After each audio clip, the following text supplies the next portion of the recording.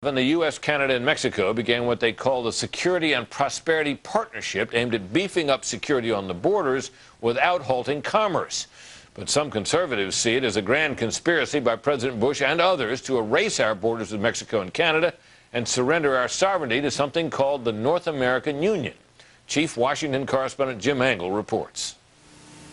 The Bush administration is merging our sovereign, independent nation that our ancestors fought for. They're getting it away. There is a fervent belief among some conservatives that President Bush is planning to dissolve the borders with Canada and Mexico as part of a secret effort to form what is called a North American Union. I call it a stealth process.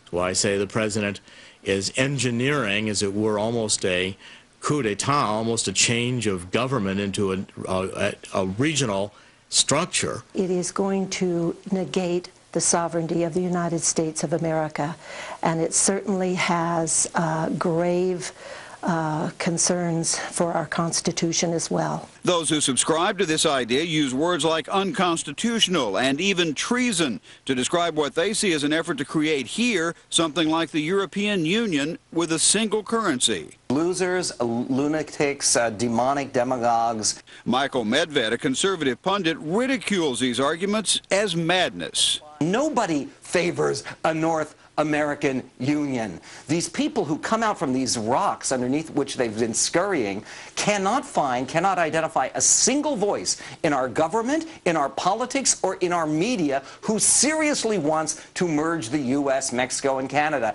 The debate is about something called the Security and Prosperity Partnership, or SPP, an effort announced in Waco in March 2005 by the leaders of the three nations to try to improve border security while removing barriers to legitimate trade. Working groups are trying to synchronize policies on everything from trade rules to managing cross-border diseases such as the avian flu or influenza. But some see something far more nefarious. That's more than a dialogue, as the SPP.gov website shows. That's a shadow government in full operation, below the radar and not fully disclosed to the public. The man some call the godfather of a North American Union, though, says the whole effort was simply a search for how to efficiently deal with 500 million legal border crossings every year, as well as massive trade.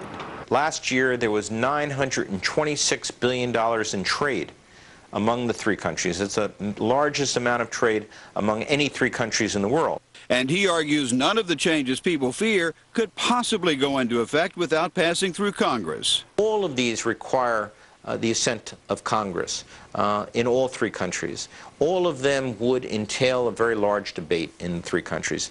None of this could be done by stealth.